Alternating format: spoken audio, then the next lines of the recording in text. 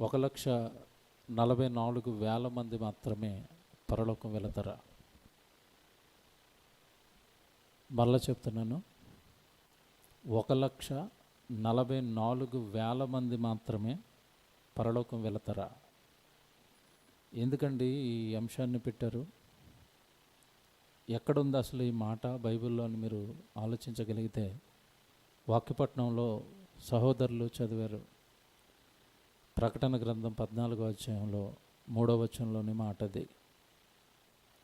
దీన్ని పాఠ్యాంశంగా పెట్టడానికి గల కారణం, ఆ వాక్యాన్ని ఈరోజు మనం నేర్చుకోవడానికి ప్రధాన కారణాన్ని మీ ముందు పెట్టాలి. క్రైస్తవ్యంలో నానాటికి కొత్త బోధలు అనేవి తెర మీదకి వస్తున్నాయి. ఆ కొత్త బోధల్లో ఇదొక బోధ. ఏంటా బోధ అంటే, పరలోకానికి క్రీస్తును నమ్మిన వారందరూ వెళ్ళరు. మరెవరు వెళతారు అంటే, కేవలం బైబిల్లో రాయబడిన ఈ అంకె ఏదైతే ఉందో 1,44,000 మంది మాత్రమే పరలోకం వెళతారు. మరి మిగతా వారి సంగతి ఏంటండి అని అడిగితే, ఈ బోధ చేస్తున్న వాళ్ళని, వాళ్ళు మాత్రం పరలోకం వెళతారు. మిగతా వాళ్ళందరికీ దేవుడు కొత్త ఆకాశాన్ని కొత్త భూమిని సృష్టించి అక్కడ పెడతాడంట. బాగా వినాలి, కొంచెం కష్టం ఈరోజు. ప్రకటన గ్రంథంలోని అంశాలంటే కాస్త మనసు పెట్టి బాగా ఆలోచిస్తేనే కానీ వాక్యం అనేది అర్థం కాదు. దేవుని పిల్లలరా, ఈరోజు క్రైస్తవ్యం ఎలా మారిపోయింది అంటే, వస్తున్న క్రైస్తవ్యంలో వినబడుతున్న ప్రతి బోధ, ఆ బోధను బట్టి విశ్వాసులు అలజడి చెందటం, ఆ బోధను బట్టి వారికి ఉండే విశ్వాసాలను కోల్పోవటం జరుగుతుంది. ఈ 1,44,000 మంది మాత్రమే పరలోకం వెళతారన్న బోధ ఎప్పుడైతే ప్రారంభమైందో, చాలామందిలోకి వచ్చిన ఆలోచన ఏంటంటే, అలాగైతే మరి నేను పరలోకం వెళ్ళనప్పుడు, దేవుడి దగ్గరికి వెళ్ళనప్పుడు నేను నీతిగా న్యాయంగా బ్రతికేం ఉపయోగం అన్న ఆలోచనలోకి ఈ బోధ విన్న చాలామంది వెళ్ళిపోయారండి. దేవుని పిల్లలారా, ఇక్కడ మీరు బాగా ఆలోచించాల్సిన సంగతి మరొకటి ఉంది. ఎప్పుడు కూడా చాలా రోజులుగా వాక్యం వింటున్న వారిగా మనమంతా పదే సంఘంగా మిమ్మల్ని హెచ్చరించే ఒక మాట ఉంటుంది. ఏంటా మాట అంటే, మీరు సేవ పేరట వస్తున్న ప్రతి సేవకుడిని, సేవకురాలుని దైవ సేవకులు అని వెంటనే మీరు సర్టిఫై చేయటం పొరపాటు అన్న మాట చాలాసార్లు చెప్పాను నేను. ఎందుకు ఈ మాట చెప్తున్నాను అంటే, నా తోటి సేవకుడు అతని మాట అనాలి అని కాదు, ఈ మాట దేవుడు బైబిల్లో రాయించాడు గనుక. పరలోకం అనేది మనల్ని పుట్టించిన మన కన్న తండ్రి మన కొరకు కట్టిన లోకం అది. తన పిల్లల కోసం కట్టిన లోకం అది. ఆ పరలోకం గురించి ఒక ఆహ్వానాన్ని కూడా బైబిల్లో దేవుడు మనకి ఇచ్చాడు. మనందరికీ తెలిసిన మాట అది. ఏమంటాడు అంటే, నరులారా తిరిగి రండి అన్నాడు. ఆ లోకంలో మీ యాత్ర ఏదైతే ఉందో, ఆ భూమి మీద మీ 60-70 సంవత్సరాల చిన్న జీవితకాలం ఏదైతే ఉందో, ఆ జీవితాన్ని నా కొరకు ముగించి, ఆ లోకంలో నా కొరకు జీవించి, నా కొరకు బ్రతికి, నన్ను మహిమపరిచి, నేనున్న ఈ పరలోకానికి మీరు తిరిగి రండి అని చెప్పాడు. ఈ మాట ఒకరికి నచ్చలేదు. ఎవరికి నచ్చలేదు చెప్పండి? సాతానుకు నచ్చలేదు. బాగా వినాలి ఇక్కడ. పరలోకం అన్నా, ఒక వ్యక్తి పరలోకం చేరటం అన్నా నచ్చని ఒక క్యారెక్టర్, చీకటి శక్తి సాతాను. ఈ సాతాను ఈ కాలంలో, ఈ క్రైస్తవ ప్రస్తుత సంఘ కాలంలో అది ఎలా తన మోసాన్ని చేస్తుందో, అది ఎలా తన కుయుక్తిని సంఘం పైన ప్రయోగిస్తుందో దేవుడు ఒక మాట రాయించాడు.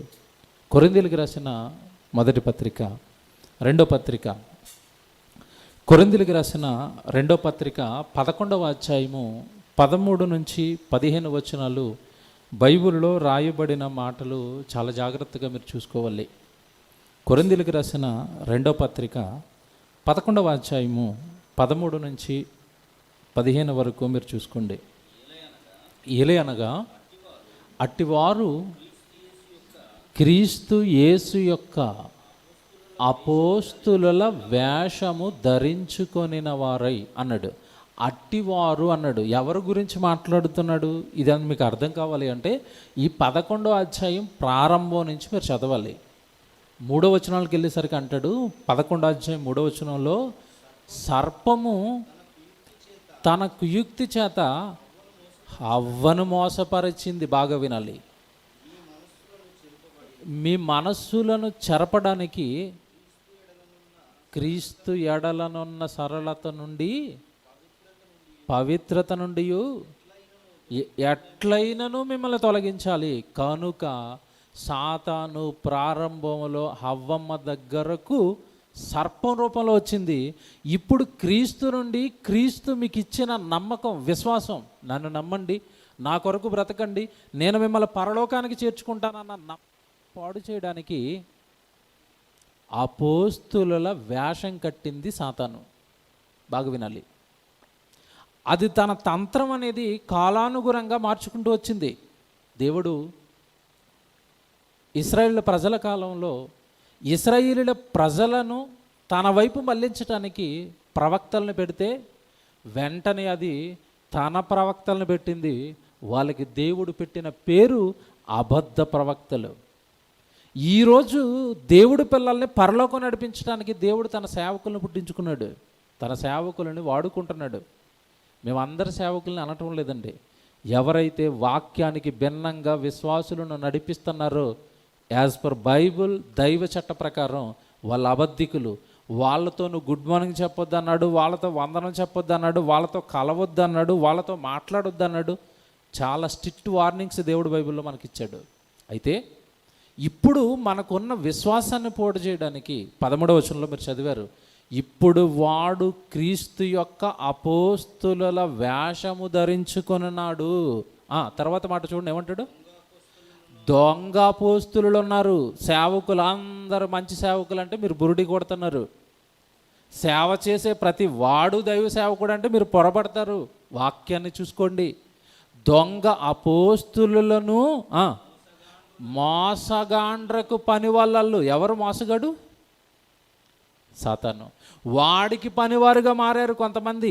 ఇప్పుడు దేవుడి పనివారు ఎవరో, దేవుడి సేవకులు ఎవరో, సాతాను పనివారు ఎవరో, సాతాను సేవకులు ఎవరో, వాక్యాన్ని బట్టి నువ్వు నిర్ణయించుకుని నువ్వు దెబ్బ తినకుండా నీ ఆత్మను నువ్వే కాపాడుకోవాలి.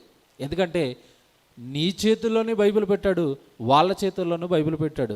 నిన్ను బైబిల్ చదవమన్నాడు, వాళ్ళు బైబిల్ చదువుతున్నారు. వాళ్ళు చెబుతున్నది బైబిల్కు సరిపోతుందా లేదానని ప్రతి దినము వాక్యాన్ని బట్టి చెబుతున్న బోధను చెక్ చేసుకోవాల్సిన అవసరత కింద కూర్చున్న సంఘానికి, విశ్వాసకుంది. అందుకే యాకోబు పత్రికలో అంటాడు, మీరు వినువారు మాత్రమునయ్యుండి మిమ్మల్ని మీరు మోసపుచ్చుకోకండి. వింటే మోసపోతారు, వెంటనే చూసుకోండి. దేవుని పిల్లలారా, ఈ సందర్భానికి ఇప్పుడు మిమ్మల్ని ఎందుకు తీసుకొచ్చాను అంటే, ఇది కాస్త పెద్ద సబ్జెక్ట్ అండి. మీరు కాస్త టైం అటు ఇటు అయినా ఇది పూర్తిగా ఈ 1,44,000 మంది గురించి ఈరోజు మీరు అందరు నేర్చుకోవాలి. ఎందుకంటే ఈ బోధ అనేదండి, నేను ఎందుకు ఈ పాఠం వెంటనే ఇక్కడ నేను వెయ్యాలనుకున్నాను అంటే, నేను తిరుగుతున్న గ్రామాలండి, నిన్నటి వరకు కర్ణాటక ప్రాంతాల్లో మారుమూల గ్రామాలకు వెళ్ళేవండి వాక్యం చెప్పడానికి. నాకు భయం వేసింది ఏంటంటే, ఆ మారుమూల గ్రామాలకు కూడా ఈ బోధ వచ్చింది. అక్కడ కూడా అడుగుతున్నారు. ఏమని అడుగుతున్నారు తెలుసా? అన్న మనకి పరలోకంలో తల్లి ఉందంట కదా అంటున్నారు. ఎవరున్నారంట పరలోకంలో? అసలు మీరు ఎప్పుడైనా విన్నారండి ఈ బోధ? ఇక్కడ నేను చెప్పాను మొదట, ఇక్కడ మనకి ఎప్పుడు సెమినార్ జరిగినప్పుడు, అలాగే క్లాసులు జరిగేటప్పుడు ఈ పరలోకపు తల్లి గురించి వాక్యాలు చెప్పాను. మారుమూల గ్రామాలకి బోధ పాకిపోయి, అన్న మనకి పరలోకంలో తల్లి ఉందంట కదా, మీరు వాక్యం బాగా చెప్తున్నారు, ఈ తల్లి గురించి మీరు ఎక్కడుందన్న, నిజమేనా ఈ బోధ అంటున్నారు. అంటే పరలోకంలో తల్లి ఉందని యేసు ప్రభుకి తెలియకుండా ఎవరికి తెలిసిపోయింది? ఇప్పుడు ఈ బోధ చేస్తున్న బోధకులకి తెలిసిపోయింది. యేసు ప్రభు చెప్పాడా తల్లి ఉందని? తండ్రి ఉన్నాడని చెప్పాడా? తండ్రి ఉన్నాడని చెప్పాడు. వీళ్ళు ఏం చెప్తున్నారు? పరలోకంలో తల్లి ఉందని చెప్తున్నారు. ఎవరు చెప్పండి? ఎవరు బోధకులు చెప్పండి? ఎవరు సేవకులు వీళ్ళు? అలాగే అందరూ పరలోకం రండి అని బైబిల్లో దేవుడు రాయిస్తే, లేదు లేదు 1,44,000 మంది పరలోకం వెళతారంటున్నారు. వీళ్ళు కూడా ఎవరు బ్యాచ్ చెప్పండి ఇప్పుడు? మోసగాండ్రకు పనివారు. ఇక్కడ ఇంకో పాయింట్ ఉంది మీకు అర్థం కావాల్సింది. పరలోకం వెళ్ళటం ఎవరికి నచ్చదు చెప్పండి? ప్రారంభంలో చెప్పాను, ఎవరికి నచ్చదు? సాతానికి నచ్చదు. వెంటనే ఇది ఏ బోధ దింపిందంటే, ఎందుకంటే అక్కడక్కడ కొద్దిమంది పరలోకం కోసం బ్రతుకుతున్నారు. అక్కడక్కడ సుమా ఈరోజు క్రీస్తు నమ్మిన వారందరూ పరలోకం కొరకు, నిత్యజీవం కొరకు నమ్మలేదండి. క్రైస్తవ్యం అంతా కేవలం ఈ లోక సంబంధమైన సుఖభోగాల కొరకు, ఈ చిన్ని జీవితకాలం కొరకు క్రీస్తు నమ్మిన వాళ్ళే ఎక్కువ. రోగాల కోసం, డబ్బు కోసం, ఆస్తుల కోసం, ఏమంటే శరీర ఆరోగ్యాల కోసం. అంతే తప్ప నా ప్రభు ప్రాణం పెట్టాడు, నా పాపాలను కడుక్కోవాలి ఆ రక్తంతో, నేను పరలోకానికి వెళ్ళాలని నమ్మే సంఖ్య తక్కువ. ఎప్పుడైతే అక్కడక్కడ పరలోకం కోసం కొంతమంది బతుకుతున్నారో, వెంటనే సాతాను గురించి రాయబడిన ఒక మాట ఉంది బైబిల్లో. ఏమనో తెలుసా? సాతాను గర్జించు సింహము వలె ఎవరిని మృంగుదునా అని వెతుకుచూ తిరుగుతున్నాడు అని ఉందా బైబిల్లో? వెతుకుట్టు తిరుగుతున్నాడు అంటే అర్థం ఏంటి చెప్పండి? ఏమన్నా ఎప్పుడు వెతకాలి చెప్పండి? ఇప్పుడు బియ్యంలో రాళ్ళు ఏం చేయాలి చెప్పండి? ఏం చేయాలి? వెతకాలి. వెతికితే కానీ దొరకవు. వెతకటం ఎప్పుడు వెతుకుతారు అంటే తక్కువ ఉన్నప్పుడు. బియ్యంలో రాళ్ళు వెతుకుతున్నారంటే రాళ్ళు తక్కువ ఉంటాయి, బియ్యం ఎక్కువ ఉంటాయి.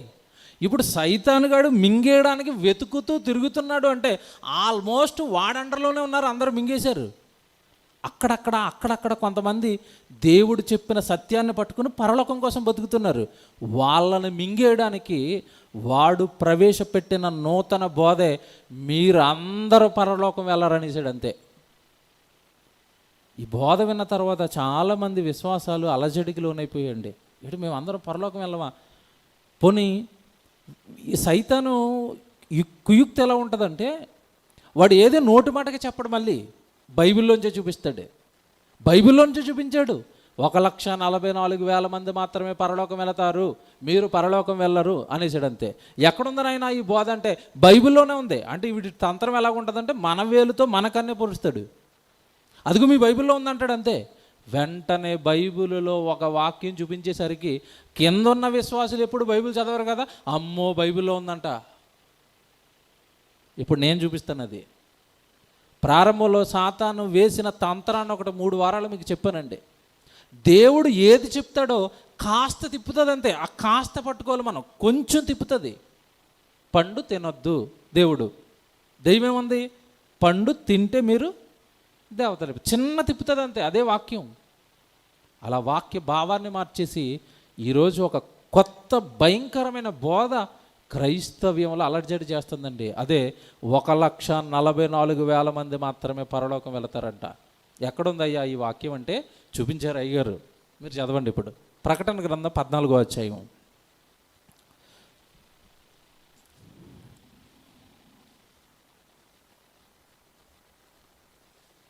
ప్రకటన గ్రంథం 14వ అధ్యాయము మొదటి నుంచి చదువుదాం. మరియు నేను చూడగా ఇదిగో ఒక గొర్రె పిల్ల సియోను పర్వతం మీద నిలబడి ఉండెను అని ఉందండి. ఏమండి ఇదే చూపించారు. ఇక్కడ గొర్రె పిల్ల అనగానే ఎవరు చెప్పండి? ప్రకటన గ్రంథంలో రాయబడుతున్న ప్రతి భాష ఏమండి దాన్ని ఎలా తీసుకోవాలి అంటే రూపకలంకరంగా రాయబడింది. అక్కడ వినబడుతున్న పదాల వెనకాలన్న భావాన్ని మనం తీసుకోవాలి. ఇక్కడ గొర్రెపిల్ల అంటే గొర్రెపిల్ల కాదు. ఎవరు? యేసుప్రభు. ఇది ఒక్కటి తెలిసిందండి ప్రకటన గ్రంథంలో, గొర్రెపిల్ల అంటే యేసుప్రభు అని. గొర్రెపిల్ల అంటే యేసుప్రభు అని అప్లై చేసిన నీవు ప్రతి పదం వెనుక అలాంటి భావాలు ఉంటాయని మాత్రం ఏనాడు ప్రకటన గ్రంథం చదవలేదు ఈ భక్తులంతా. ఈ బోధ చేస్తున్న భక్తులంతా ఉన్నది ఉన్నట్టుగా తీసేసుకున్నారు అంతే. 1,44,000 అంటే ఖచ్చితంగా అంకె అది. 1,44,000 వెళ్తారనేసారు. గొర్రెపిల్ల అంటే నువ్వు గొర్రెపిల్లని తీసుకోకుండా యేసుప్రభుని తీసుకున్నప్పుడు అక్కడ 1,44,000 ఉన్నప్పుడు అంకె వెనక భావం ఏదైనా ఉందా అని ఆలోచించలేదండి ఈ బుర్రలో. ఉన్నది ఉన్నట్టుగా విశ్వాసుల మీద కొట్టేశారు. వాళ్ళే పరలోకం వెళ్తారు, మీరు ఎలా బ్రతికి వేస్టేనండి, ఇక్కడే ఉంటారు మీరు ఈ లోకంలో అనేసారు. ఇప్పుడు చూద్దాం, కొంచెం ముందుకు వెళ్దాం. ఇక్కడ వీళ్ళు పొరబడిన ఒక్కొక్కటి మీకు విప్పుకుంటూ వెళ్తానండి. వాళ్ళు ఎక్కడ పొరబడి ఎక్కడ వాక్యాన్ని తప్పుదోవ పట్టించారో మీకు తెలియాలి. ఇక్కడ ఏమన్నాడు? నేను చూడగా ఇదిగో ఒక గొర్రెపిల్ల సీయోను పర్వతం మీద నిలబడి ఉంది అన్నాడు కదా. ఈ గొర్రెపిల్ల అనగానే యేసుక్రీస్తు బాగానే తీసుకున్నారు. ఇక్కడ సీయోను పర్వతం అని ఉంది కదా. సీయోను పర్వతం అంటే ఏంటో తెలుసండి? Bible answer to the Bible. దీని ప్రకారం సీయోను పర్వతం అంటే సంఘం. దీనిని పొరబడి వాళ్ళు ఎలా తీసుకున్నారు అంటే సీయోను పర్వతం అంటే పరలోకం అని చెప్పేశారు. ఇప్పుడు చూడండి ఇదిగో ఒక గొర్రెపిల్ల సీయోను పర్వతం మీద నిలబడి ఉంది. తర్వాత ఆయన నామమును ఆయన తండ్రి నామమును నొసలయందు లిఖింపబడిన అయిపోయింది. 144,000 మంది అంటే ఎంత? మన వాడుక భాషలో చెప్పాను నేను, 1,44,000 మంది అని. ఓకే, ఇప్పుడు వీళ్ళు ఎక్కడున్నారంట? దేవుడి నామము అనగా తండ్రి నామము, యేసుక్రీస్తుల వారి నామము నొసలయందు ముద్రించబడ్డారు. రాసుకున్న 144,000 మంది ఆయనతో కూడా ఉన్నారు. ఎవరితో? యేసుప్రభుతో. యేసుప్రభు ఎక్కడున్నాడని పైన ఉంది? సీయోను పర్వతం అంటే పరలోకం అని చెప్పి పరలోకంలో వీళ్ళు ఉన్నారు కనుక ఇదిగో ఈ 144,000 మంది పరలోకం వెళతారు. ఈ బోధ విన్న తర్వాత ఆ మాయకు విశ్వాసం ఒకటి అడిగాడంట, అయ్యారు నా పరిస్థితి ఏంటండి? నువ్వేం టెన్షన్ పడకు, ఇంకొక కొత్త ఆకాశాన్ని కొత్త భూమిని మన కొరకు దేవుడు కట్టబోతున్నాడు. మాయండి ఇదంతా. అసలే ప్రకటన గ్రంథం ఇది. ఎలాగో అమాయకులకి మత్తయి సువార్తలో ఏముందో తెలీదు. ప్రకటన గ్రంథం అనేసరికి ఇష్టం వచ్చినట్టుగా తిప్పుకోవచ్చు. ఎందుకంటే ఆ పదాల వెనకాల ఉన్న భావం మిగతా 65 పుస్తకాలు వస్తేనే కానీ ఈ 66వ పుస్తకం ప్రకటన గ్రంథం రాదు. ప్రకటన గ్రంథం అనగానే ముందున్న 65 పుస్తకాల ఎసెన్స్, అది సారం. ఎలాగో ఈ మత్తయి, మార్కు, లూకా, యోహాను పత్రికల్లో ఏముందో మనకు తెలియదు కనుక ప్రకటన గ్రంథాన్ని మనం ఎలాగైనా తిప్పుకోవచ్చు. కనుక తిప్పేశారంతే. 1,44,000 మంది పరలోకం వెళ్తారు. మా సంగతి ఏంటంటే మీరు డోంట్ వరీ, మీకు ఇంకోటి కడతాడని చెప్పారు. ఎక్కడున్నాయి వాక్యాలంటే ఇట్లా వాక్యాలు ఏముండవు, ఆయన చెప్పింది వినాలంతే. దేవుని పిల్లలారా, ఈరోజు క్రైస్తవ్యం ఇలాంటి దొంగ బోధల అలజడికి గురై విశ్వాసాలు సన్నగిల్లుతున్నాయండి. దేవుడి పిల్లలుగా, సత్యంలో ఉన్నవారుగా, సత్య సంఘానికి చేర్చబడిన వారుగా మన విధి, మన బాధ్యత ఇలాంటి అబద్ధపు బోధలలో కొట్టుమిట్టాడుతున్న విశ్వాసులను కొంతమందినైనా ఆ ఊబి నుండి మనం లాగాలి. అందుకే ఈ అంశాలు వేస్తున్నామండి. దేవుని పిల్లలారా, ఇప్పుడు మనం ఆలోచిద్దాం ఈ వాక్యాన్ని. ఇక్కడ 1,44,000 మంది అంకైతే ఉంది. ఓకే, అంకు ఉంది. వీళ్ళు మాత్రమే పరలోకం వెళ్తారని చెబుతున్నారు. దేనిని బట్టి ఖచ్చితంగా వీళ్ళు మాత్రమే పరలోకం వెళ్తారని కన్ఫర్మ్ అయిపోయారు అంటే కింద వెంటనే మరొక వాక్యం ఉంటుంది 3వ వచనంలో చూడండి. వీళ్ళు గట్టిగా కన్ఫర్మ్ అయిపోయింది ఈ 3వ వచనం దగ్గరండి. 3వ వచనం చూడండి. వారు సింహాసనము ఎదుటను ఆ 4 జీవుల ఎదుటను పెద్దల ఎదుటను ఒక కొత్త కీర్తన పాడుచున్నారు. వాళ్ళు ఒక కొత్త కీర్తన పాడుతున్నారు. భూలోకములో నుండి కొనబడిన ఆ 144,000 మంది తప్ప, అక్కడ ఉంది చూడండి. ఇదిగో ఈ 104,000 మంది, ఈ 1,44,000 మంది తప్ప మరి ఎవరును ఆ కీర్తన నేర్చుకొనజాలడు. ఇదిగో ఇదేనండి. ఇదిగో అక్కడ ఒక కీర్తన ఉంది, అక్కడ ఒక కొత్త పాట ఉంది. ఆ కొత్త పాట వీళ్ళు మాత్రమే వీళ్ళు తప్ప మరెవ్వరు ఆ పాట నేర్చుకోరని ఉంది కనుక ఇదిగోనండి ఈ అంకె మాత్రమే పరలోకం వెళ్తుందని కన్ఫర్మ్ అయిపోయారు. ఇదంతా మీరు మనసులో పెట్టుకుని మనం ఎప్పుడు కూడానండి బైబిల్లో మనకు ఒక సమస్య ఎదురైతే మన ఆత్మీయ తండ్రి గారు చెప్పిన సిద్ధాంతాన్ని ఒకటి అప్లై చేస్తాం బైబిల్ పైన. ఏం చెప్పాడో తెలుసండి? క్రైస్తవ్యంలో తొలికేకండి అది. ఏమన్నాడు తెలుసా? Bible answer to the Bible. నీకు బైబిల్లో సమస్య వస్తే, బైబిల్లో ప్రశ్న వస్తే బైబిల్ని అడుగని చెప్పాడు. ఎందుకంటే ఆయన ఏ మాట చెప్పినా దాని వెనకాల ఒక వాక్యం ఉంటుందండి. ఎందుకు ఆయన ఆ మాట చెప్పాడు అంటే బాగా వినాలి. ఇక్కడ వాక్యం అంతా కూడా ఎలా రాయబడింది చెప్పండి? పరిశుద్ధాత్మ ప్రేరణతో రాయబడింది. ఆత్మ వలన ఈ వాక్యం వచ్చినప్పుడు ఆత్మ సంగతులను నువ్వు దేంతో సరి చూసుకోవాలని చెప్పాడు బైబిల్లో అంటే ఆత్మ సంగతులను ఆత్మ సంగతులతో సరిదూసుకోండి. ఈ ఆత్మతో రాయబడిన వాక్యానికి మీ మట్టి మెదడును దానిపైన అప్లై చేయకండి అని వాక్యం ఒకటి బైబిల్లో ఉంది. అదే ఆయన ఈ ప్రపంచానికి ఇచ్చిన స్లోగన్. చూడండి ఒకసారి కొరింథీ పత్రిక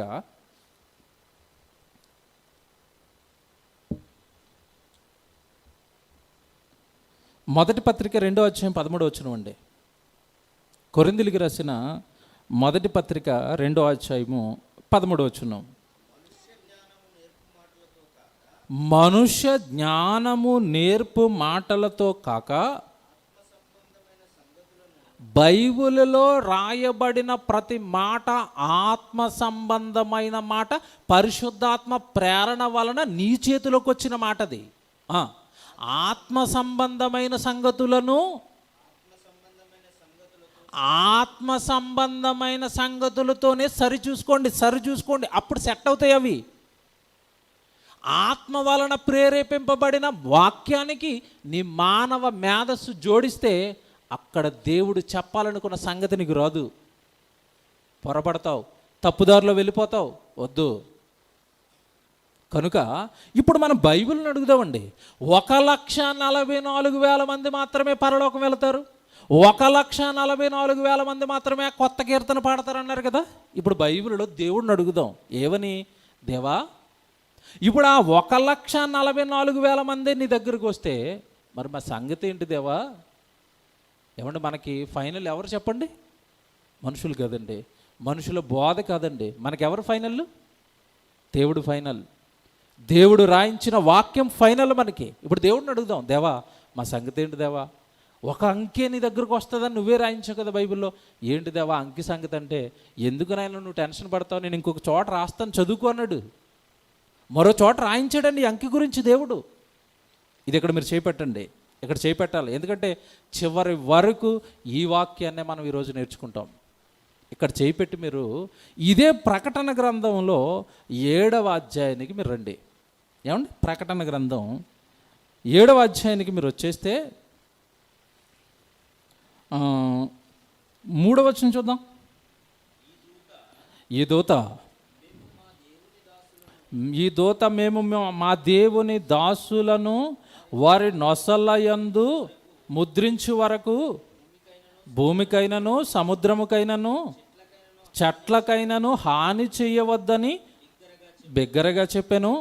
మరియు ముద్రింపబడిన వారి లెక్క చెప్పగా వింటిని. అండర్లైన్ చేసుకోండి. ముద్రింపబడిన వారి లెక్క చెప్పగా వింటిని. ఇశ్రాయేలీల గోత్రములన్నింటిలో ముద్రింపబడిన వారు 1,44,000 మంది. ఆన్సర్ ఇచ్చాడు చూడండి దేవుడు. ఎవరినైనా అక్కడున్న 1,44,000 మంది అంటే దేవుడు చెప్తున్నది ఏంటంటే ఆ ముద్రింపబడిన వారు ఎవరో కాదు నాయన. అక్కడ ఒక మాట చదువుకున్నాం మనం. అక్కడ ఏమని? ఆయన తండ్రి నామాన్ని, యేసుక్రీస్తుల వారి నామాన్ని నొసలయందు లిఖింపబడిన వారు. వాళ్ళు ఎవరయ్యా లిఖింపబడిన వారు అంటే మరొక చోట ఆన్సర్ ఇచ్చాడు. ఎవరు వాళ్ళు అంటే ఇశ్రాయేలీయులు. ఇశ్రాయేలీల గోత్రములలో లెక్క పెట్టబడిన వారు 1,44,000 మంది. అర్థమైందా కొంచెం? అంటే ఇప్పుడు పరలోకానికి వెళతారు వాళ్ళు మాత్రమే నిర్ణయించబడ్డారన్న లెక్క అందరిది కాదది. ఎవరిది చెప్పండి ఆ లెక్క? ఇశ్రాయేలీలది. ఇశ్రాయేలీలలో ఒక్కొక్క గోత్రానికి ఒక అంకె అని నిర్ణయించాడు. చూడండి ఇక్కడ మీరు చదవండి, ఇదంతా టైం అయిపోద్దండి, నేను అన్ని చదివించాను. చాలా పెద్ద పాఠం అండి ఇది. మీరు ఇలా కిందకు చదువుకుంటూ వెళ్ళిపోతే ఒక్కొక్క గోత్రం నుండి 12,000 అంటాడు. 12,000 ఇంటూ 12 గోత్రాలు ఎంత వస్తుంది చెప్పండి? 1,44,000 మంది. అంటే ఈ అంకె అందరిది కాదు, ఎవరిది మాత్రమే? ఇశ్రాయేలుది మాత్రమే. ఓకే, ఒక క్లియరెన్స్ వచ్చింది. ఇప్పుడు పరలోకానికి నిర్ణయించబడిన సంఖ్య అది అందరిది కాదు, కొందరిది. వాళ్ళు ఇశ్రాయేలుల యొక్క గోత్రాలలో లెక్కింపబడిన వాళ్ళు. అక్కడికి వచ్చేద్దాం మళ్ళీ. ప్రకటన గ్రంథం 14వ అధ్యాయానికి మీరు వచ్చేయండి. ప్రకటన గ్రంథం 14వ అధ్యాయానికి మీరు వచ్చేస్తే ఇప్పుడు 3వ వచనం మళ్ళీ చదువుదాం. 3వ వచనం. వారు సింహాసనము ఎదుటను ఆ 4 జీవుల ఎదుటను పెద్దల ఎదుటను ఒక కీర్తన పాడుచున్నారు. భూలోకములో నుండి కొనబడిన 144,000 మంది తప్ప ఎవరును ఆ కీర్తన నేర్చుకొనజాలరు అన్నాడు. ఆ తర్వాత ఇక్కడ వెంటనే మీకు 4వ వచనానికి వెళ్ళిపోదాం. వీరు స్త్రీ సాంగత్యమున అపవిత్రులు కానివారును స్త్రీ సాంగత్యమును ఎరిగిన వారునయ్యుండి గొర్రెపిల్ల ఎక్కడికి పోవునో అక్కడికెల్లా ఆయనను వెంబడింతురు. తర్వాత వీరు దేవుని కొరకును గొర్రెపిల్ల కొరకును ప్రథమ ఫలముగా ఉండుటకై మనుషులలో నుండి కొనబడిన వారు. ఇది ఇప్పుతాను ఇప్పుడు ఫైనల్ అండి. ఇంకా ఇది విప్పిన తర్వాత అందరు బుర్రలు పాడైపోతాయి. ఈ కింద అంటున్నాడు వాళ్ళకు ఉండే లక్షణాలు కొన్ని చెప్పాడు పైనుంచి. వాళ్ళు స్త్రీ సాంగత్యాన్ని అరగని వారు, అపవిత్రులు కాని వారు. బాగుంది. ఆ కిందకి చెల్లేసరికి చివరిలో, ఇప్పుడు మనం చదువుకున్న మాటలో చివరిలో అంటున్నాడు, ఈ అంకె ఏదైతే ఉందో వాళ్ళు ఎలాంటి వాళ్ళు అంటే,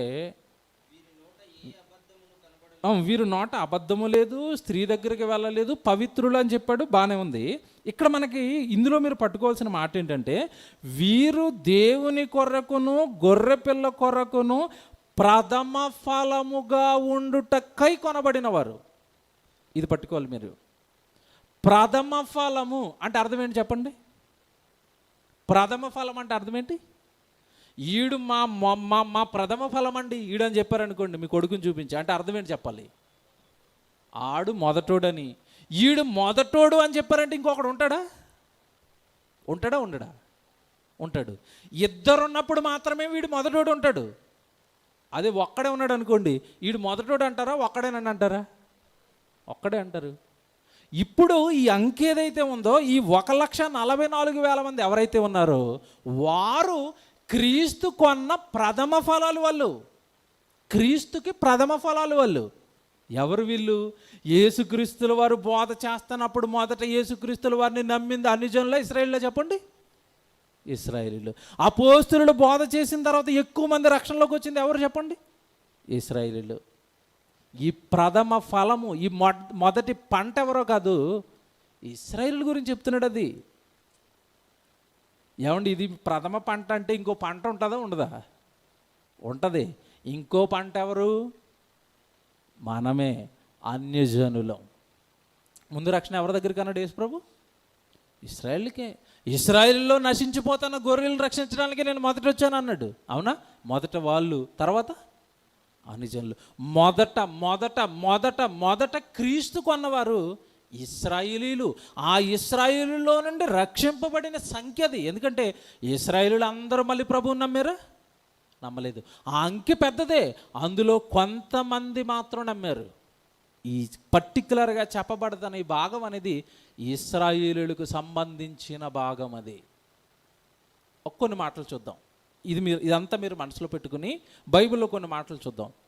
అసలు దేవుడు వీళ్ళ బోధ ప్రకారం ఒకసారి దేవుడు ప్రణాళిక మనం ఆలోచిస్తే, ఒకవేళ ఇశ్రాయేలీలో కొంతమంది ఇశ్రాయేలు సంఖ్యలో కొంతమంది 1,44,000 మంది మాత్రమే పరలోకం వస్తారని అనుకుంటే, మరి అన్యజనుల సంగతి ఏంటి? అన్యజనులలో బాగా క్రీస్తును ప్రకటించింది ఎవరు చెప్పండి? పౌలు గారు కదా. మరి పౌలు గారు అన్యజనుల్లో క్రీస్తును ప్రకటిస్తున్నప్పుడు ఎక్కడైనా ఆయన బోధల్లో ఇశ్రాయేలు మాత్రమే పరలోకం వెళతారు, మీరు వెళ్ళరని ఎక్కడైనా బోధ చేశాడా? చేయలేదు. ఏమండి, ఈ బాధ అంతా, ఈ తపన అంతా మనకి ఎందుకో తెలుసా? ఇప్పుడు మనం ఇశ్రాయేలుమో అన్యజనులమో చెప్పండి, ఎఫెక్ట్ ఎవరికి పడింది? ఇప్పుడు మనకే. మీరెవరు పరలోకం వెళ్ళరు, అంకి మాత్రమే పరలోకం వెళుతుందని పరలోకం పైన ఆశలు చంపుతుందండి సైతాన్ ఈ బోధకుల రూపంలో. మనమంతా ఈరోజు మన జీవితాలు పనంగా పెట్టాం.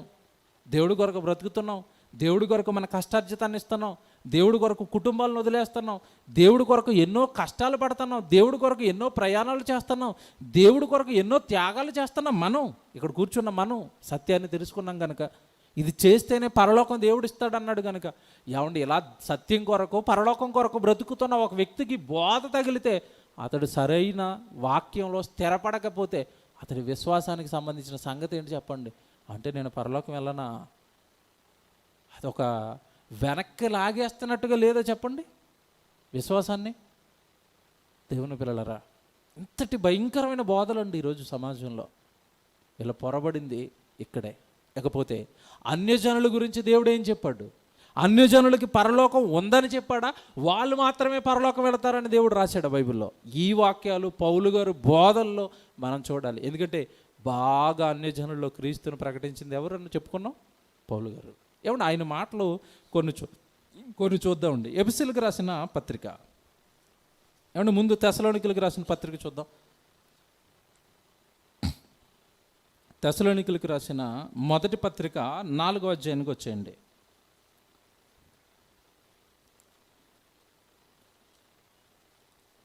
ఏమండి 4వ అధ్యాయము 16-17 వచనాలు చూడండి. తెస్సలోనికీయులకు రాసిన మొదటి పత్రిక 4వ అధ్యాయము 16-17 వచనాలు. ఆర్భాటముతోనూ ప్రధాన దూత శబ్దముతోనూ దేవుని బోరతోనూ పరలోకములో నుండి ప్రభువు దిగువచ్చును. క్రీస్తునందుండి మృతులైన వారు మొదట లేస్తారు. ఏమండి, ఆ మీదట సజీవులమయ్యుండు మనము అని ఎవరితో చెప్తున్నాడు? మనము కూడా అని ఎవరితో చెప్తున్నాడు? తెస్సలోనికలో ఉన్న సంఘానికి. అవునా?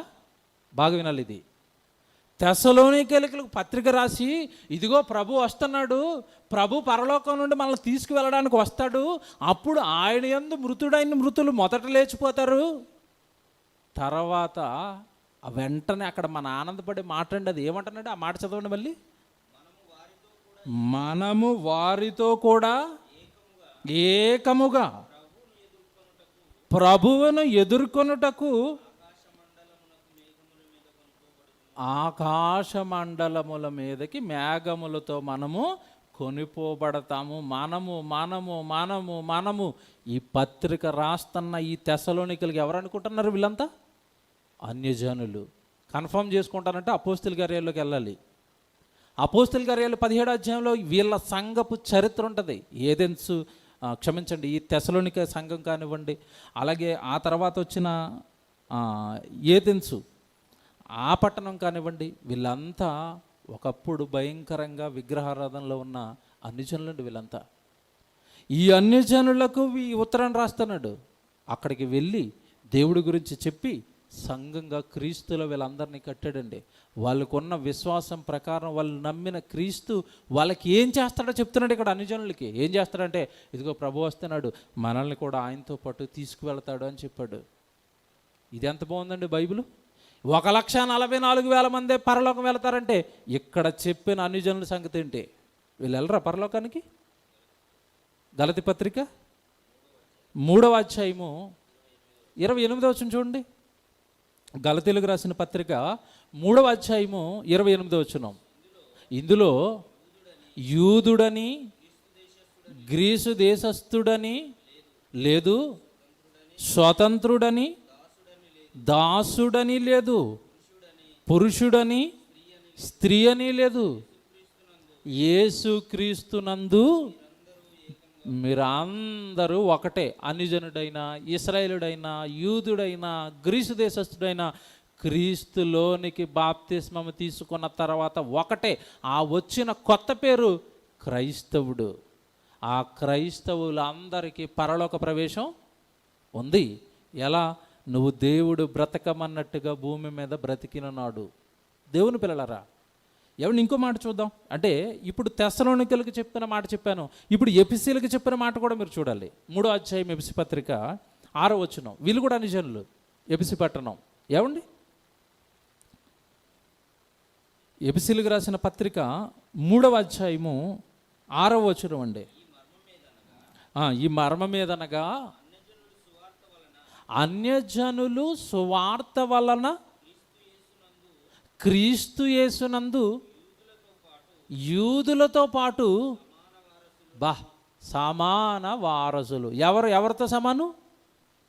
యూదులతో పాటు ఈరోజు క్రీస్తును నమ్మిన క్రైస్తవుడు పరలోకానికి సమాన వారసుడు, దైవానికి తండ్రికి సమాన వారసుడు.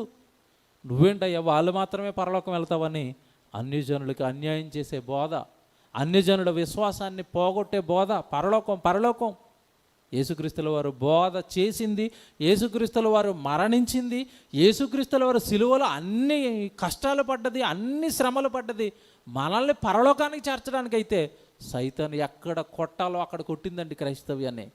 కొంతమంది పరలోకం వెళ్తారు, కొంతమంది పరలోకం వెళ్తారు. చూసారా? ఇప్పుడు చూద్దాం, కొంతమందే పరలోకం వెళ్తారా, అందరూ పరలోకం వెళ్తారంటే కన్ఫర్మేషన్ వాక్యం ఒకటి చూపిస్తాను ఇప్పుడు. ప్రకటన గ్రంథం ఏమన్నా ఎక్కువ వాక్యాలు చూపిస్తున్నాను, ఎందుకంటే పైపైన పొడిగా మీకు ఒక 4 మాటలు నేర్పించి పంపిస్తే మీకు భవిష్యత్తులో ఎప్పుడైనా ఈ దీనికి సంబంధించిన బోధకులు కానీ ఆ విశ్వాసులు కానీ మీకు తగిలితే మీరు మళ్ళీ కొన్ని సమాధానాలు వాళ్ళకి చెప్పలేరు, అన్నీ చెప్పగలగాలి మనం. ప్రకటన గ్రంథం 7వ అధ్యాయము 8 నుంచి 12 వరకు రాసుకోండి. ప్రకటన గ్రంథం 7వ అధ్యాయము 8 నుంచి 12 వరకు.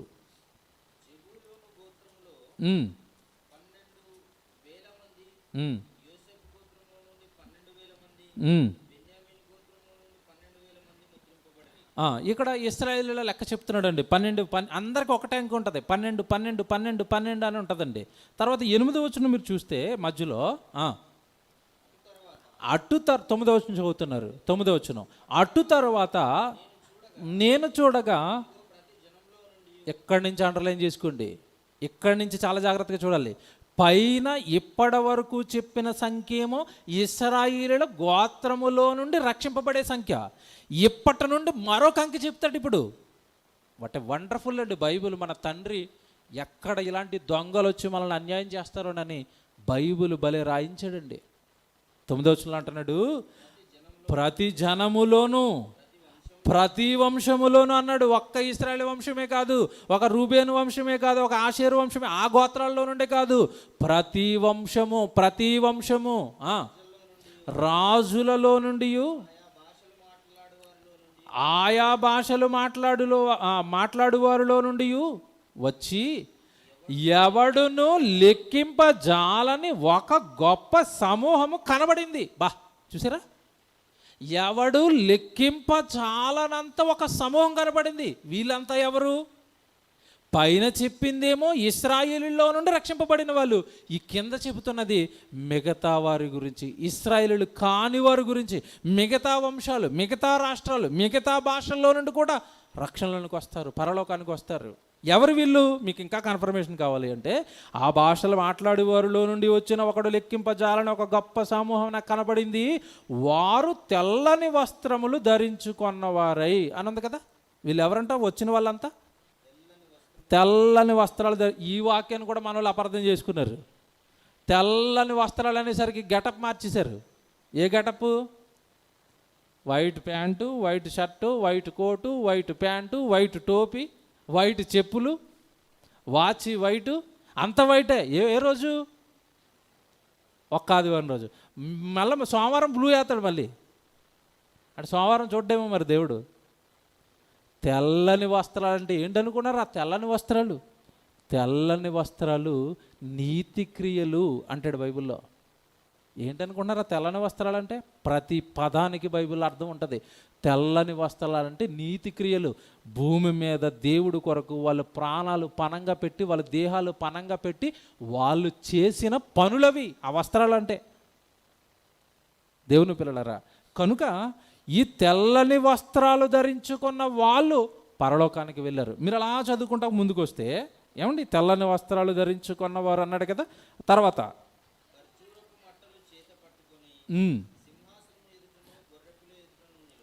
సింహాసనం ఎదుటను గొర్రెపిల్ల ఎదుటను నిలవబడి, సింహాసీనుడైన ఉన్న మా దేవునికిని గొర్రెపిల్లకును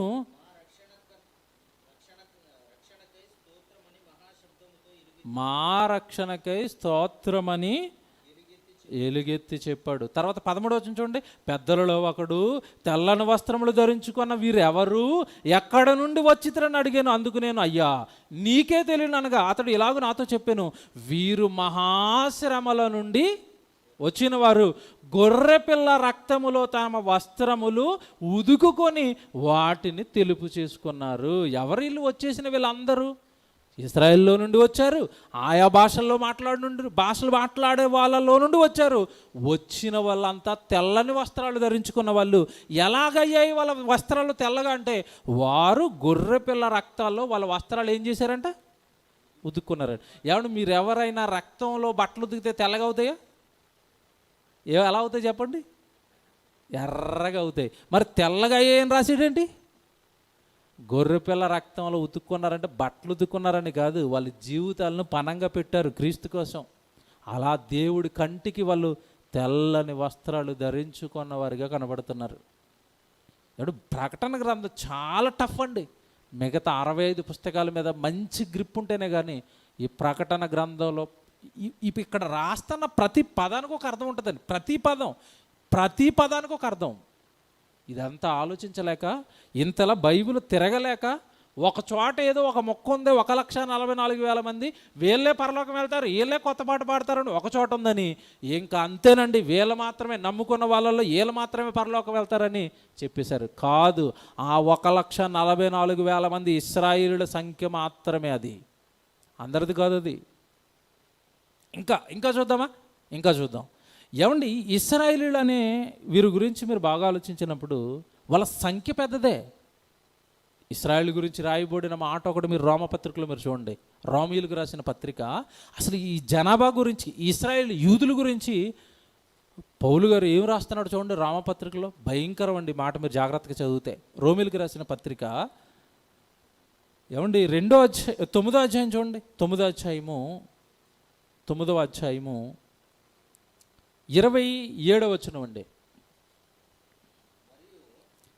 రోమీయులకు రాసిన పత్రిక 9వ అధ్యాయము 27వ వచనం.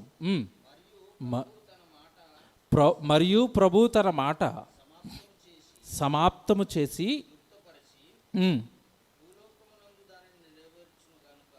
భూలోకంలో దానిని నెరవేర్చును గనుక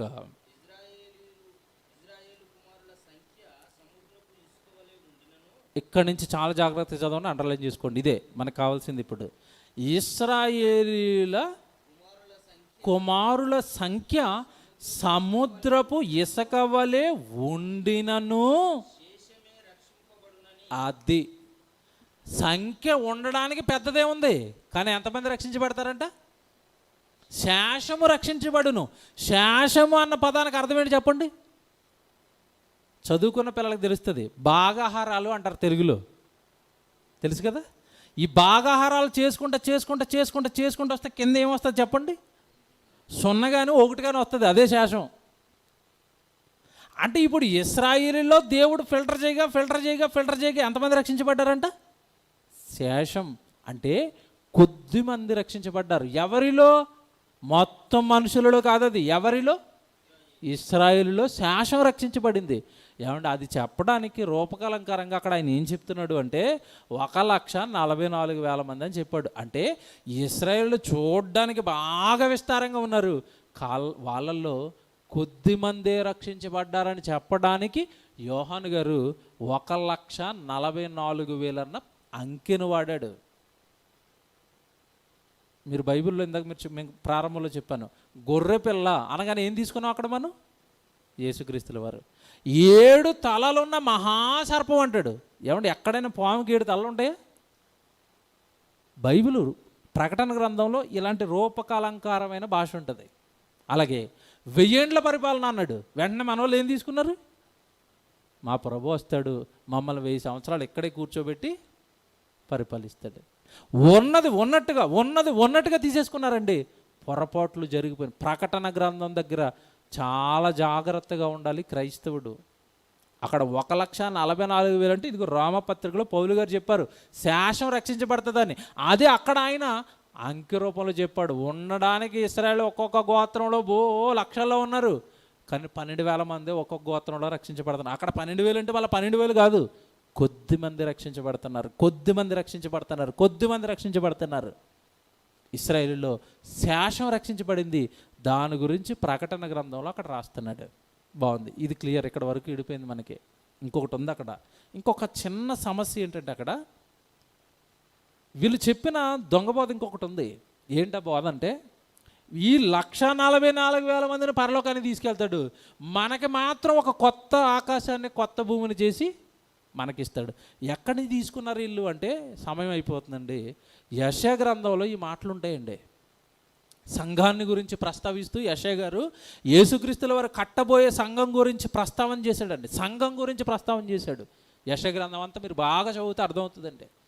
ఆ యెషయా గ్రంథంలో ఎక్కువ చోట్లండి, చాలా చోట్ల యేసుక్రీస్తుల వారి ద్వారా కట్టబోయే సంఘం గురించి చెబుతూ, ఇదిగో ప్రభు రాబోతున్నాడు, ఒక కొత్త ఆకాశాన్ని కొత్త భూమిని కట్టి మీకు ఇస్తాడు అని యెషయా ప్రవచనాలు చెప్పాడు. దానిని పట్టుకొని అక్కడ ఉన్నది మళ్ళీ ఉన్నట్టుగా తీసుకుని ఇదిగో కొత్త ఆకాశం కొత్త భూమి వస్తుందని వీళ్ళు కూర్చున్నారు. చూస్తారా? కొన్ని చూపిస్తానండి. యెషయా గ్రంథంలో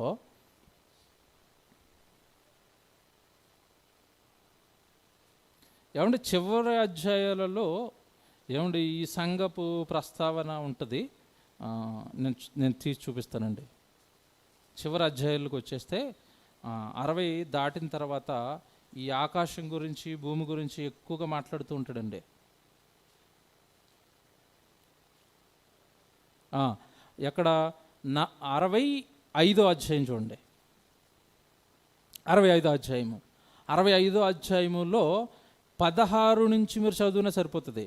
16-15 నుంచి మీరు చదివితే ప్రవచనం చెప్తున్నాడు ఇక్కడ. ఏమన్నా చూడండి, నేను చదువుతాను స్పీడ్గా, మీరు జాగ్రత్త చూసుకోండి. 16-17 చూసుకోండి. 16 దేశంలో తనకు ఆశీర్వాదం కలగవాలని కోరుకునేవాడు నమ్మదగిన దేవుడు తన్ను ఆశీర్వదింపవాలని కోరుకొనును.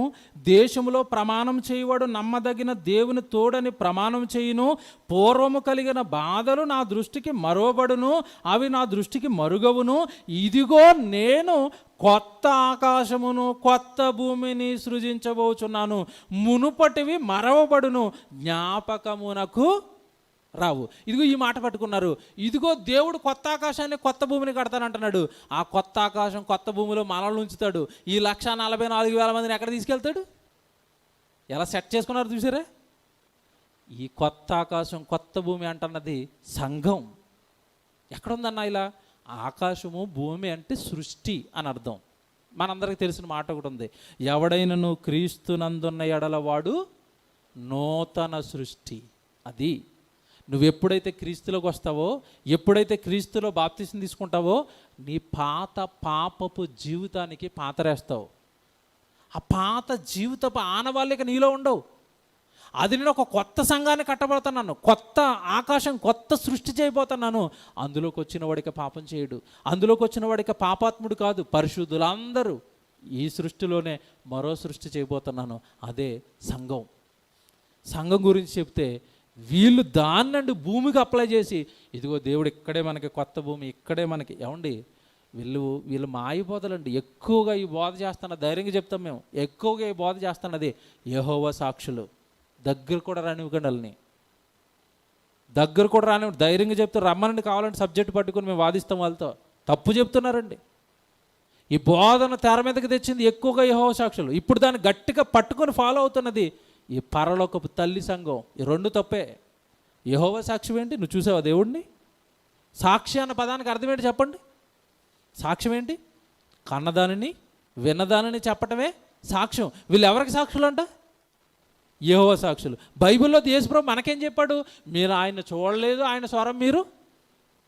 మరి వీళ్ళు ఆయనకి సాక్షులేంటి? సంఘమే తప్పండి, వాళ్ళ విధానాలు తప్పండి. మాయ చేస్తున్నారండి, విశ్వాసాలని నాశనం చేస్తున్నారండి. ఇలాంటి భయంకరమైన బోధలు నానాటి మీదకి తెర మీదకి తెస్తున్నారండి. దేవుని పిల్లలరా, ఎంత బాగుంది చూడండి. Bible to Bible, Bible to Bible, Bible to Bible అన్నీ విడగొట్టుకుంటుంటే జ్ఞానం అంతా తెలిస్తే ఇలాంటి ఏ బోధ మన ముందుకు వచ్చినా ధీటుగా బైబిల్ నుండి ఎదుర్కొంటాం. దేవుడు అన్యాయస్తుడు కాదండి. కొంతమందినే పరలోకంలో పెట్టి మనల్ని ఎక్కడ పెడితే మనం ఏమంటాం చెప్పండి? అప్పుడు అసలు దేవుడు న్యాయవంతుడు అవుతాడా? అసలు అది న్యాయం అవుతుందా? కొంతమందిని ఇక్కడ కొంతమంది ఆయన దగ్గర పెట్టుకోవడం న్యాయం అవుతుందా? ఆలోచించండి మీరు బాగా.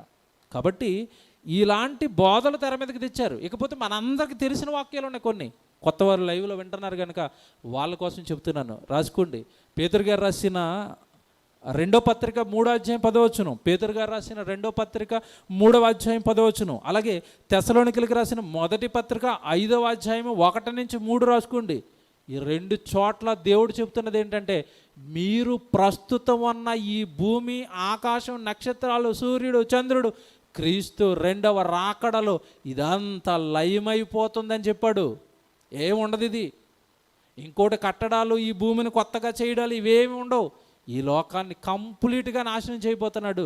మరో లోకానికి, పరలోకానికి ఈ భూమి మీద తన కొరకు బ్రతికిన నీతిమంతులను, శ్రమలు పడుతున్న వాళ్ళని, కష్టాలు పడుతున్న వాళ్ళని, హింసలు పొందుతున్న వాళ్ళని, ఆయన కొరకు బ్రతుకుతున్న వాళ్ళని వచ్చి తీసుకుని వెళ్ళిపోబోతున్నాడు ఆయన. ప్రకటన గ్రంథం ముగిద్దామండి. ఇక మనం ప్రారంభించిన వాక్యానికి వచ్చేయండి. ప్రకటన గ్రంథం 14వ అధ్యాయము. ప్రకటన గ్రంథం 14వ అధ్యాయము. ఏమండి చదువుదాం, 3వ వచనం నుంచి మళ్ళీ చదవండి. వారు సింహాసనము ఎదుటను, ఆ 4 జీవుల ఎదుటను, పెద్దల ఎదుటను ఒక కొత్త కీర్తన పాడుతున్నారు. భూలోకంలో నుండి కొనబడిన ఆ 144,000 మంది తప్ప మరి ఎవరునూ ఆ కీర్తన నేర్చుకోజాలరు. కరెక్టే, ఆ 144,000 మంది అందరూ కాదు, క్రీస్తు నమ్మిన అందరూ కాదు, వారు ఇశ్రాయేలులో ముద్రింపబడిన వారు. రైట్. తర్వాత ఇదిగోనండి, ఇదొకటి సమస్య అండి. మళ్ళీ దీన్ని వక్రీకరించారు. వీరు స్త్రీ సాంగత్యమున అపవిత్రులు కాని వారును అని ఉంది. దీన్ని చూపించేమన్నారు అంటే, ఇదిగోనండి పరలోకం వెళ్ళాలి అంటే 1,44,000 మందిలో నువ్వు ఉండాలి అంటే నువ్వు అసలు స్త్రీనే ముట్టుకోకూడదు అన్నారు. అక్కడ అలాగే ఉందా? ఇప్పుడు ఈ ఎంపికైన 1,44,000 మందికి ఉన్న లక్షణం ఏంటంటే, వాళ్ళు స్త్రీ సాంగత్యాన్ని ఎరగిన వారు కనుక వాళ్ళకి పరలోకం. నువ్వు పెళ్లి చేసుకున్నావు కదా, నీకు ఎవడు పరలోకం అన్నాడు. ఎందుకు? పెళ్లి చేసుకున్న ప్రతి పురుషుడు ఎవరిని ఎరుగుతారు? స్త్రీ సాంగత్యం ఉంది కనుక నీకెక్కడ వస్తుంది పరలోకం? నువ్వెందుకు వెళ్తావు పరలోకానికి? 1,44,000 మంది వెళ్తారు, ఎందుకంటే వాళ్ళు స్త్రీలతో పోలేదు అని చెప్పారు. ఏమండి ఇది ఎంత భయంకరం అండి బోధ. అసలు స్త్రీని పురుషుడిని జతపరిచి వివాహం చేసింది ఎవరు చెప్పండి? దేవుడు. ఆదాముకి వివాహం చేసింది ఎవరు? దేవుడు. అంటే ఇప్పుడు ఆదాముని పరలోకానికి రానివుడా? ఆదాము ఎవరిని ఎరిగాడు? ఇప్పుడు స్త్రీని ఎరిగాడు. అంటే ఆదాము పరలోకం వెళ్ళడా? భక్తులంతా కూడానండి ఏమంటే అలా ఆల్ ట్రాక్లోకి వెళ్ళి ఆలోచిద్దాం. అపోస్తులు వాళ్ళ భక్తి ఏంటండి, వాళ్ళ జీవితం ఏంటండి, వాళ్ళు ఎంత గొప్పగా దేవుడి కొరకు బ్రతికారండి. పేతురు గారికి వివాహం అయిందా లేదా? అయిందా? అయింది. పౌలు గారే చెప్పాడు, పేతురు గారు విశ్వాసురాలైన తన భార్యను వెంట పెట్టుకుని ఏం చేస్తున్నాడు? సేవ చేస్తున్నాడు. వీళ్ళ బోధ ప్రకారం ఇప్పుడు పేతురు గారు ఎక్కడికి వెళ్ళరు? పరలోకానికి వెళ్ళరు. చూసారు ఎవరికి ఎట్టారు? చూసారు ఎర్తీళ్ళు అందరూ పేతురు గారికి ఎట్టారండి. ఇప్పుడు మన సంగతి ఏంటి? ఇలా పడిపోయాయండి విశ్వాసాలన్నీ. ఇక్కడ విప్పుతాను నేను. బుర్ర ప్రకటన గ్రంథం అనగానే బుర్ర పెట్టి ఆలోచించాలి. ప్రకటన గ్రంథం అనగానే బుర్ర. ఇక్కడ స్త్రీ అనగానే స్త్రీ కాదండి, ఏంటో తెలుసా? లోకం. చూస్తారా? చూద్దామండి. మళ్ళీ ఇదొక్కటే మిగిలిపోతే బాగోదు. 14వ అధ్యాయము 17వ అధ్యాయానికి రండి. 17వ అధ్యాయము 1 నుంచి 5 వచనాలు చదవాలి. ఈ స్త్రీ ఎవరో మీకు తెలియాలి అంటే ప్రకటన గ్రంథం 17 నుంచి 5 వచనాలు చదవాలి. నేను చదివేస్తాను, పెద్దది కదండి, జాగ్రత్తగా చూసుకోండి. 17వ వచనం, 17వ అధ్యాయము. ఆ 7 పాత్రలు పట్టుకుని ఉన్న 7 దేవదూతల్లో ఒకడు వచ్చి నాతో మాట్లాడుట ఇలాగ చెప్పాను, నీవిక్కడికి రమ్ము, విస్తార జలముల మీద కూర్చున్న మహావేశ్య అన్నాడు. చూడండి, విస్తారమైన జలముల మీద కూర్చున్న మహావేశ్యకు చేయబడు తీర్పు నీకు కనబరచబడును. భూరాజులతో ఆమె వ్యభిచరించిరి, భూనివాసులు ఆమెతో వ్యభిచారము మత్తులైరి. అప్పుడు అతడు ఆత్మవశుడై నన్ను అరణ్యములోనికి కొనుపోగా దేవదూషణ నామములతో నిండుకొని 7 తలలు 10 కొమ్ములు ఎర్రని మృగం మీద కూర్చుండి అన్న ఒక స్త్రీని చూచి తిన్ని అన్నాడు. ఎవరనుకుంటున్నారు ఆ స్త్రీ అంటే? లోకం అండి, ప్రజలు. మీకు ఇది అంతా కొంచెం కష్టమైతే మనందరికీ రెగ్యులర్గా తెలిసిన ఒక వాక్యం చూపిస్తాను. యాకోబు పత్రిక 4వ అధ్యాయం 4వ వచనంలో మన అందరికీ తెలిసిన మాట అది. ఏమంటాడు? వ్యభిచారుణులారా, ఈ లోక స్నేహము దేవునితో వైరమని మీరు ఎరగరా. లోకంతో స్నేహం చేస్తే మనం ఏం చేస్తున్నాం అంటున్నాడు? వ్యభిచారం చేస్తున్నాం అంటాడు. అంటే లోకాన్ని దేనితో పోల్చాడు చెప్పండి? అక్కడ స్త్రీ. ఎంత బాగుంది చూసారా? అంటే వారు స్త్రీ సాంగత్యము ఎరుగని వారు అంటే స్త్రీలతో పోలేదని కాదయ్య అక్కడ అర్థం. లోకపు ఆశలలో వాళ్ళ జీవితాలు లేవు, లోకపు పాపాలు వాళ్ళకి అంటుకోలేదు, లోకంలో కలిసిపోయి సాతాను వేసిన దురాశ, నేత్రాశ, జీవపు డంబం దేనికి వాళ్ళు పడలేదు. కనుక క్రీస్తు బ్రతకమన్నట్టుగా లోక సంబంధులుగా కాక దైవ సంబంధులుగా వాళ్ళు బ్రతికారు కనుక వాళ్ళు పరలోకానికి అర్హులని చెప్తున్నాడు. అంతే తప్ప అక్కడ స్త్రీ అంటే స్త్రీ కాదండి.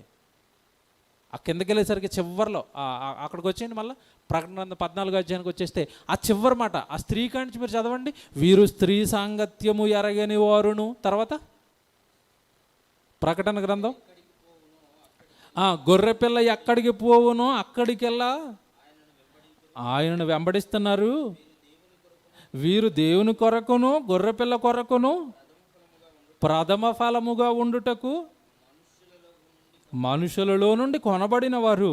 వీరి నోట ఏ అబద్ధమును కనబడలేదు. వీరు అనింద్యులు. వాళ్ళలో కపటం లేదు, వాళ్ళలో అబద్ధం లేదు, వాళ్ళలో మోసం లేదు. వాళ్ళ జీవితం అంతా దేవుడండి, లోకం కాదండి. లోక ఆశలు కాదు, లోకపు సుఖ భోగాలు కాదు వాళ్ళ జీవితం. స్త్రీతో పోలేదంటే లోకంతో పోలేదు వాళ్ళు. మనకి అలాగ లోక ఆశల్లో చిక్కుకోలేదండి వాళ్ళు. కనుక వాళ్ళు పరలోకానికి ఎలిజిబుల్ అయ్యారు అని చెప్తున్నాడు. అంతే తప్ప ప్రకటన గ్రంథంలో ఉన్న పదాన్ని పదంగా తీసుకుంటానంటే విశ్వాసులు మోసపోతారండి దేవుని పిల్లలారా. కనుక 1,44,000 మంది మాత్రమే పరలోకం వెళతారంటే అది అక్కడ చెప్పబడిన సంఖ్య శేషం. వాళ్ళు ఇశ్రాయేలీయులు. అసలు దేవుడు బైబిల్లో రాయబడిన చివరి మాట ఒకటి మీకు చూపిస్తాను. ఎంతమంది వెళ్తారు పరలోకానికి అని రాశాడో ఒక మాట చూసుకోండి. మత్తయి సువార్త 18వ అధ్యాయం చివరి మాట. మత్తయి సువార్త 8వ అధ్యాయం అండి, క్షమించండి, మత్తయి సువార్త 8వ అధ్యాయము 11వ వచనం చూడండి. మత్తయి సువార్త 8వ అధ్యాయం 11వ వచనం చదువుతున్నారు. అనేకులు తూర్పు నుండి పడమట నుండి వచ్చి అబ్రాహాముతో కూడాను, ఇస్సాకుతో కూడాను, యాకోబుతో కూడాను పరలోక రాజ్యమందు కూర్చుంటారు. అనేకులు వస్తారు అన్నాడా? 1,44,000 మంది వస్తారంటున్నాడా? సరే, బైబిల్ ముందు ఎలా దొరికిపోతున్నారు వీళ్ళంతా? అనేకులు వస్తారు. ఎక్కడి నుండి వస్తారు? తూర్పు నుండి పడమట నుండి అనేక చోట్ల, అంటే భూమి యొక్క నలుదిక్కుల నుండి తన కొరకు బ్రతికిన వాళ్ళు ఉన్నారండి. వాళ్ళ కొరకు మన ప్రభు వస్తున్నాడండి. నా దినం దొంగ వచ్చినట్లుగా వచ్చును, మీరు సిద్ధపడి ఉండండి అన్నాడు. ఆయనేమో సిద్ధపడమంటే అసలు ఆ లోకం కొరకే బ్రతకాల్సిన అవసరం లేదు, అసలు నువ్వు పరలోకానికే పోవని ఆయన చెప్పిన మాటను త్రోస్తుందండి ఈరోజు సైతాను ఈ దొంగ బోధలతో. సిద్ధపడండి, సిద్ధపడండి, నేను వచ్చేస్తానని సిద్ధపడండి, మీ బ్రతుకులు దిద్దుకోండి, పరిశుద్ధంగా బ్రతకండి, పవిత్రంగా బ్రతకండి, పాపాలు చేయకండి, నేను వస్తున్నాను, మన తండ్రి దగ్గరికి తీసుకువెళ్తానని చెప్పి వెళ్ళిపోయాడండి మహానుభావుడు. ఈ క్రూరమైన తోడేళ్ళు ఆయన కట్టిన, ఆయన కష్టంతో, ఆయన రక్తంతో కట్టిన ఈ క్రీస్తు సంఘంలోనికి ఈ తోడేళ్ళు ప్రవేశించాయి, మమ్మల్ని తీసుకెళ్ళడం పరలోకం అని చెప్తున్నాయి. మత్తయి సువార్త యోహాను సువార్త 14వ అధ్యాయం మన అందరికీ తెలుసండి. అక్కడ చెప్పిన మాట, నేనే మార్గం, నేనే సత్యం, నేనే జీవం, నేను వస్తాను, వచ్చి మిమ్మల్ని అందరిని అక్కడికి తీసుకెళ్ళిపోతాను. ప్రభు ఏమో వస్తాను తీసుకెళ్తాను అంటున్నాడు, వీళ్ళేమో వెళ్ళరని చెప్తున్నారు. కాబట్టి ఈ భయంకరమైన ఈ దొంగ బోధల్ని సత్యవాక్యంతో ఎదుర్కొని కొంతమంది ఆత్మలైనా ఆ అబద్ధం వైపు వెళ్లకుండా మనం రక్షించాలి.